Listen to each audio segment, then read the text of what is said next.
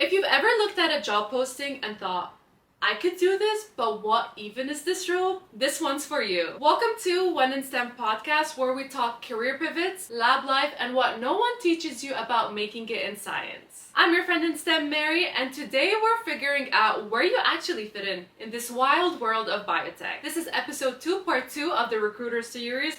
Whether you're a research associate who's been stuck too long, someone deciding between R&D and clinical, or just trying to understand why every job title is so inconsistent, this episode will help you understand all of that. Don't forget to like, comment, and subscribe, and share this with someone who's feeling lost in the job search. See you in the episode!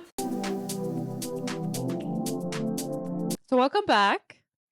We are here and we're gonna be talking about where do I fit in biotech. I'm just excited because we're going to break down what biotech looks like, what different departments are, what different jobs to look for. So let's just get into it. Let's just start with the basics. How is a biotech company typically structured? I would differentiate four big teams or departments. One would be R&D, which is the department we all have in mind when we think about, okay, I've studied biology, or I have a scientific background, where should I apply? We all think about R&D, Research and development. Research and development. That would be one. Second part would be the clinical department. Once you are approved to test a drug or whatever you were discovering, the drug you're discovering, that would be the second one. Then the regulatory and the quality team would be the third one. That's the a team that makes sure that what you're doing is legal and you get all the submittals submitted to the FDA, so it's approved and it's safe, and you're doing it every time in the same way. And then once the drug is approved, you have the commercial team, who's the one who is ready to launch the product and sell it. So I would say these four big. There's like more. Obviously, you will have financial team, if you need to have one, HR, depending on how big is the company. So there's like more, but I think these four big teams, it help you understand the drug process and how it works. And so what degree should they have to be able to go into whatever department that you just described? Yep. So I'll start saying, even if you don't have a bachelor's degree, there's some roles like clinical research associates, for example, with there's like these big CRO companies. We have worked with some of them, some of the biggest you can think about it, and they don't require a bachelor's degree. So with some of them, even without a bachelor's degree, you can work in pharma. Then with bachelor's degrees, almost in every single department you can start. Depending on, obviously, if you have a master's, maybe you can start slightly above in terms of level. Positions. And if you have a PhD, maybe even slightly above. Then if you have a master's, biology, but there's a lot, but biochemistry, chemistry, any scientific bachelor degree can help you to get into any of those teams. Okay, nice. Yeah, I feel like, because I get so many questions of, I don't know what bachelor's degree I should do, or I don't know what master's degree I should do. As long as you're in the scientific realm or scientific background, you'll be able to get the job or be working in these specific positions if you have that scientific degree. Yes, especially with so if you're a student with internship, you can start in any department. Then there's some departments like Reg Affairs. If you don't have a master's in Reg Affairs, stuff maybe to start with something that is not an internship. If it's internship, it's fine. But if you want to start like a senior Reg Affairs specialist and you don't have a master in Reg Affairs and you don't have experience in Reg Affairs, that will be tough. Yeah. As opposed to, for example, in commercial teams, you don't need, with a bachelor's degrees, if it's a scientific background, companies are dying to hire people in commercial or in business development with scientific background because they value is these potential candidates being technical. And I don't think a lot of people know that. Yeah. They think about themselves working in the bench or working as research associates or associate scientists. That's what we all think. That's what they teach us in school too. Exactly. Yeah. But it makes sense. Like, it makes sense. They need to teach you like the basis in terms of research, and then from there there's a whole bunch of opportunities in all the other teams. Like clinical trial managers, clinical trial CRAs, all these guys, they start somewhere. Yeah. Almost you won't work in a financial team with a scientific background, probably. HR, I don't think you need one. Yeah. Maybe 75%. Can I say 75%? 75% of jobs in a pharma company you can have if you have a scientific background. I think that's a fair number. Okay. I don't have the real number, but I think it's our number. Okay, we'll take that. It's me and you on this podcast. We'll take that as our truth. It's not. There's no any reference to this. We're just creating numbers.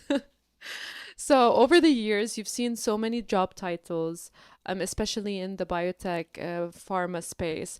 Why are they so inconsistent across companies? That's what makes me mad, because every company names different position completely different. Yep. And it just confuses people, including myself. Yeah, I do have an answer for that. I've made my own theory during the years.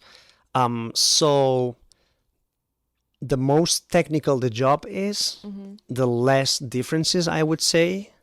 So we all know what a clinical research associate do. We all know what a principal scientist do. As opposed to, if you go to business development or commercial, you will find so many different ways to call a sales rep job. You will find so many different ways to say it. So the thing is, in our minds, we think all the jobs are the same, no matter where you work. But it's not like that, because when you work for a company, the job may have other responsibilities and other tasks. So the name is a consequence of what you will be doing. So it's not that there's no law regulating that all salespeople should be called this or that. It's about they have their own namings, but because they have their own culture and they have their own way to see things. So that's why the job itself might change a little bit depending on where you're working. But that's why I say when we're talking about technical roles, they will typically differ a little bit, but only a little bit. Only a little bit. With that being said, how can someone know what positions to apply for? Like, if they're qualified for that position to apply for? Job descriptions, always. They will help you to understand the role. I know sometimes job descriptions can be very generic. So then what I always recommend is to ask questions always. But because people sometimes they hesitate in terms of, I don't want to ask questions because I don't want to look that I don't know what I'm doing. But it's the complete opposite. If you're not asking questions, you're missing things. So you might be missing why you're not qualified for this role. So always ask the more questions you ask, the better. Even if it's asking questions to a recruiter for an agency or an internal TA, just ask questions always.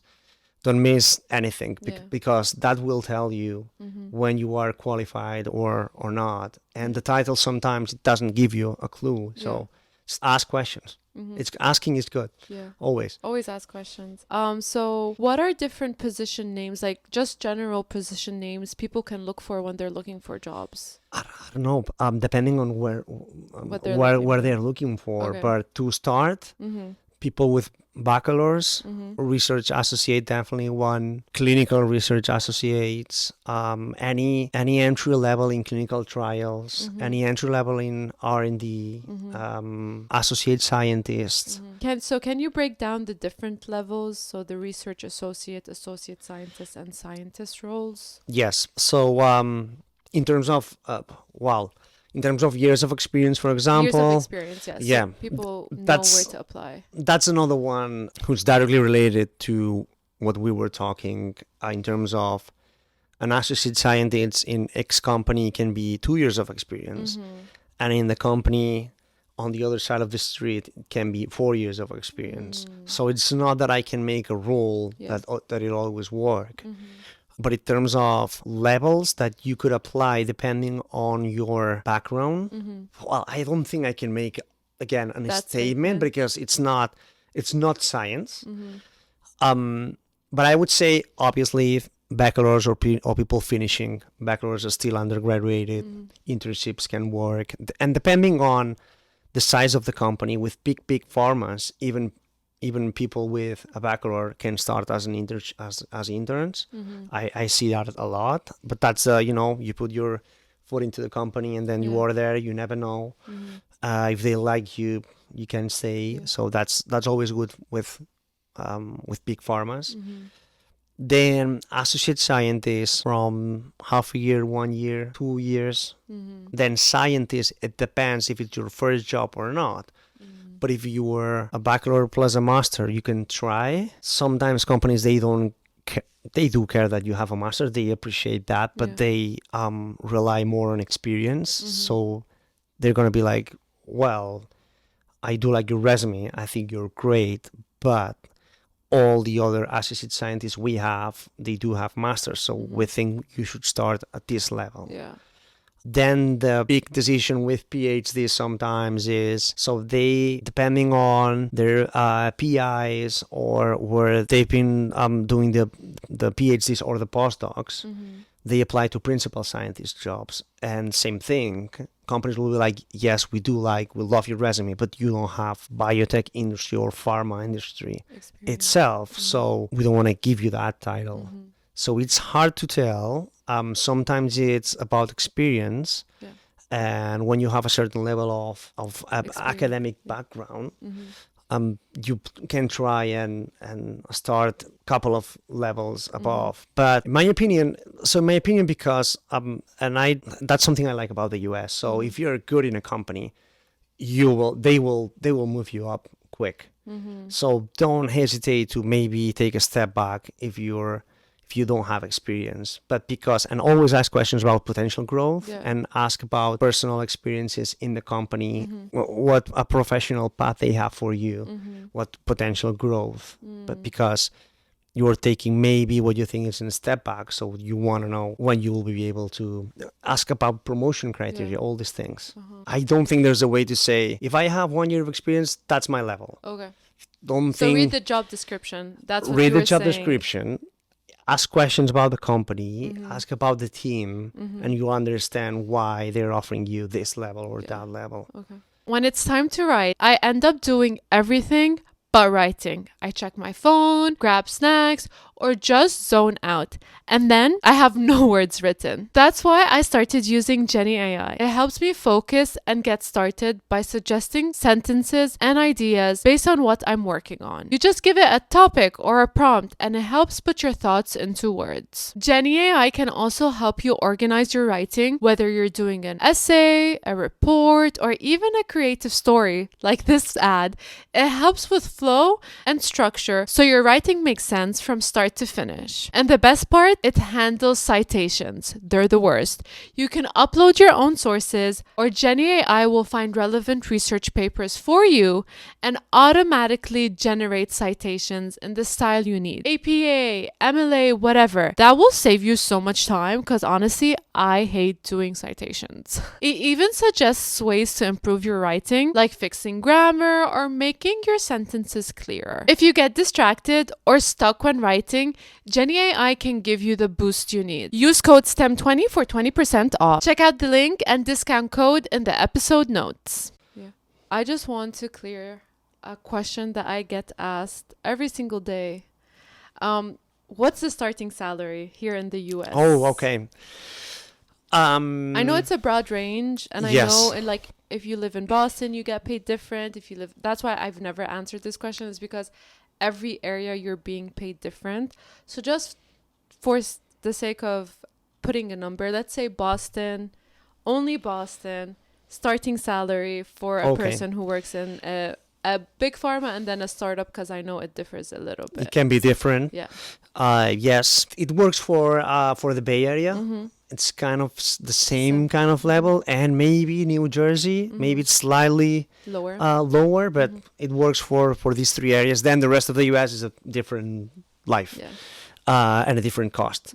I'll say numbers, Yeah. but A again, range. I'll say range, Yeah. but even then, maybe you'll find people with comments like, "Hey, I'm getting paid less," or Yeah. or I know someone who's getting paid more. That's why I'm avoiding this question. Yeah. Just because like I'll tell you. there's no one right answer, and every person, based on your experience and based on like your degree, it's all different. But like having a range, I think, would help people understand better.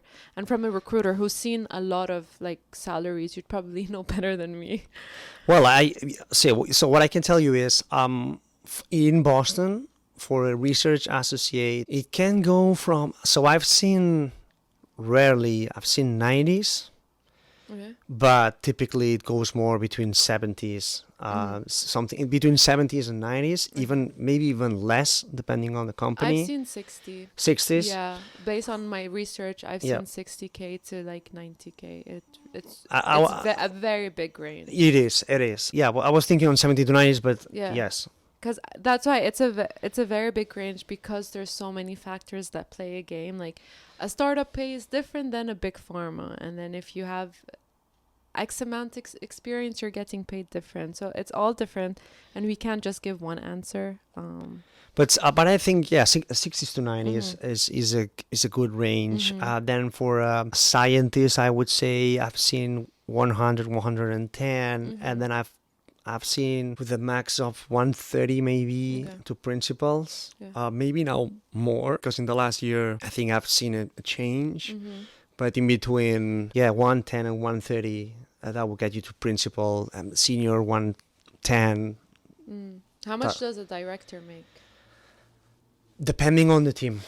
An important team. No, let's say, so what I have more experience here is in regulatory affairs. I know they make a lot of money. Regulatory, compared to just regular research. They do. I've seen offers for executive directors. Yeah. So there's director, senior director, executive director. So that's almost like a VP, making only base salary close to 300. Wow. Yeah. So for the people asking, can we make money or a good living in biotech? The answer is definitely. Yes, you can. Definitely. Yes. Yeah. Even in Boston, as expensive as it is, you can get a good salary. And the thing is, from director and above, you don't only get base salary. You get typically shares in the business if it's a small biotech, and shares in the business if it's a big pharma. Yeah. So the total compensation can be higher, easily double the base salary. So there's money to make if you are in the right company and you have an enough good career in the biotech business. Yes. And so I do want to also, I've realized, because I've worked in big pharma and then I've worked in a startup, there is a big pay difference in what they offer you to. So can you generalize which company, like, does a big pharma pay more or does a startup pay more? If you can generalize, I don't know. I think I can. That's a very good question. Because what I'll start saying is there's people who fits more in big pharmas, and there's people who fits more in biotechs and biotech companies and small companies, startup kind of environment in biotech. And that's not paid. So being in a job where you're comfortable and you are who you want to be in terms of how I am as a professional, I think that's what we should focus. Yeah. But at your question, what typically happens is if they are a small startup but they got a Series A or Series B and they have good funding, they can pay actually in base salary even more sometimes, because that's their only way to attract, unless they have something disruptive, something new, something that it's like super exciting for people in big pharma, they need to pay more in base salary. Yeah. Otherwise, how they will get good talent, right? And then the second thing is, if they are a big, small startup who's going up, getting good funds, they will give you a lot of shares.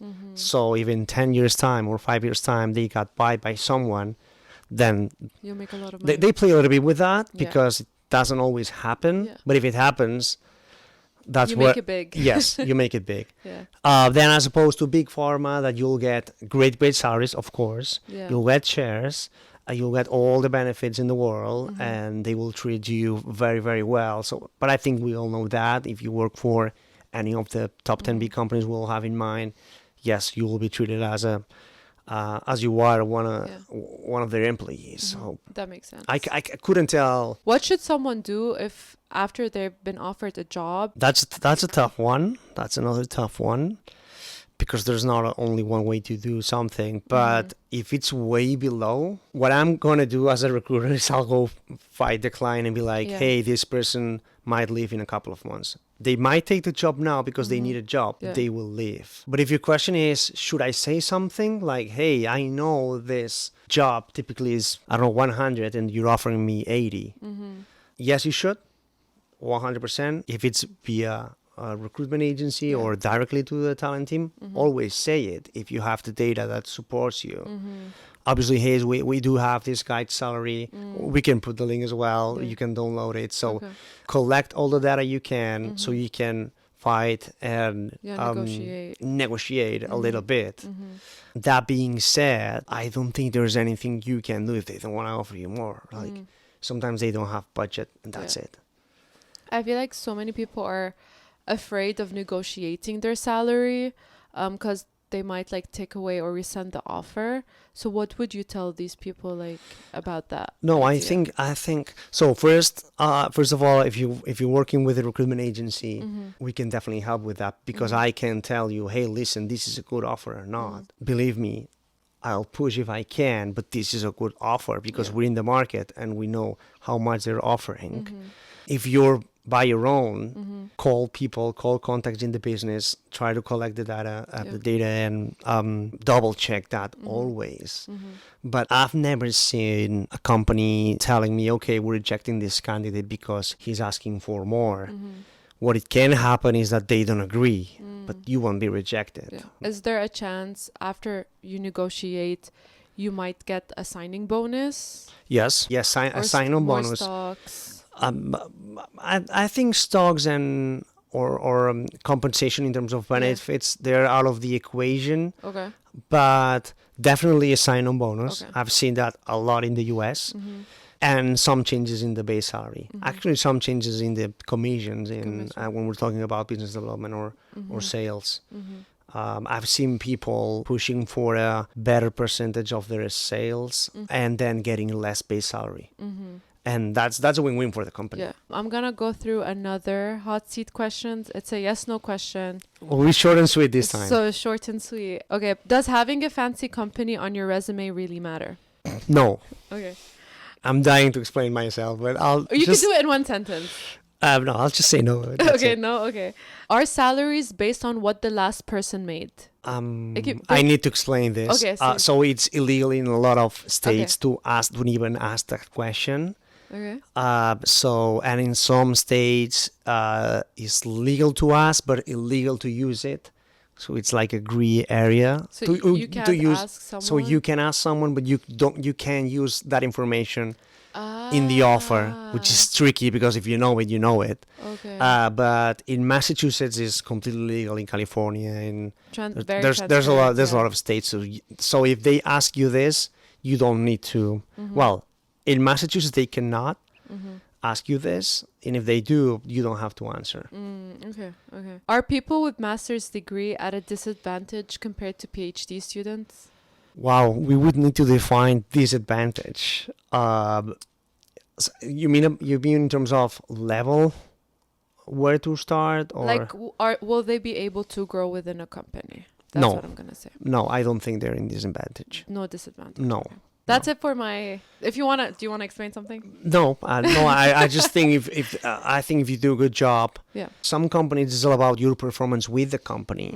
They will help you. They will teach you. They will go with you. So yes, you have less background, but that doesn't mean you're a worse employee. So I'll go with a no. Okay. So this is my final question. It's not a hot seat question, so you could go longer. If someone's confused about where they fit in biotech, what's the first step you tell them to take? There's like 4 or 5 basic things they can check. Okay. Job description, size of the company, funding of the company, stage, and maybe therapeutic area. Okay. So the thing they need to do is understand at what company they are applying, and then you can focus on the role. If the question is, sorry, I'm talking about the company. No. If the question is, at what role should I apply, then I think it's the job description. Okay. But it will be hard to understand the role itself if you don't understand at The what company company. you're applying. So check the company and then check the job Yeah. description. Yeah. It feels like very common sense, Yeah. but No, I feel like, because that's what I tell a lot of people is like, see where your passion. So if you want to work in cell therapy, see what companies have a cell therapy.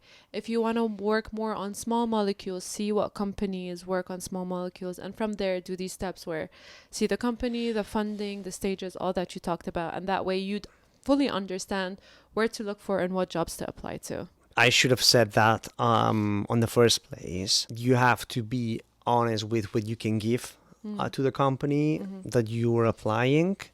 And second, as you already mentioned, and it's true, what do you want to do? So it's more about what do you want to do, what you can do. And then all the things I said. Understand the company, understand the role, and I think you should be able to apply to a role that it fits you. Well, thank you again. I had so much fun sitting with you, talking to you, all things that have to do with biotech. At the end of every episode, I do have a segment called Career Corner, which is listener-submitted questions. So we'll have questions from the audience, and we'll just give quick advice on it. Okay. Hey, it's Priya. I'm finishing my master's in molecular biology and trying to break into industry. Should I go for a scientist role, or is it smarter to apply to research associate jobs first? She said masters. Yeah.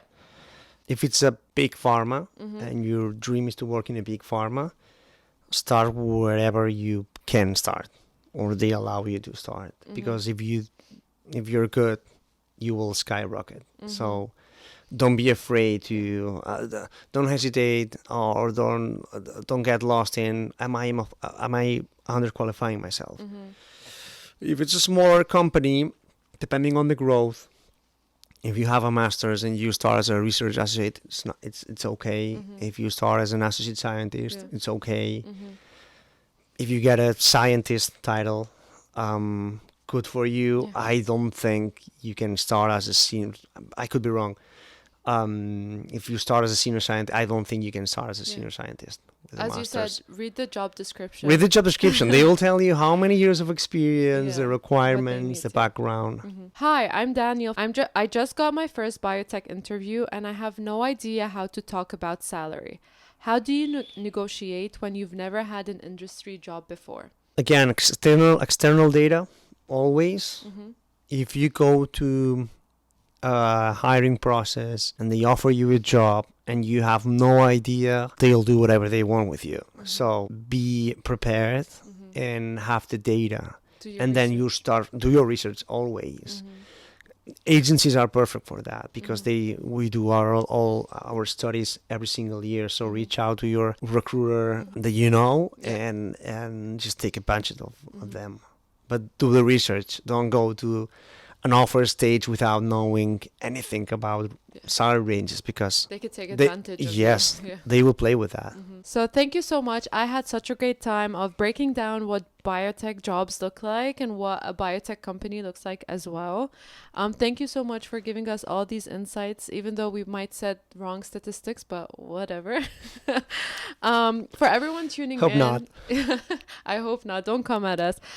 For everyone tuning in, like the previous episode, you can find JF on LinkedIn. His LinkedIn profile will be linked in the description, and also share with a friend who's interested in biotech and wants to work in biotech, and this sort of gives them a little bit of an overview on how the biotech world looks like. Don't forget to like, comment, and subscribe, and see you in the next episode where we'll be talking about more on how to actually get hired in biotech.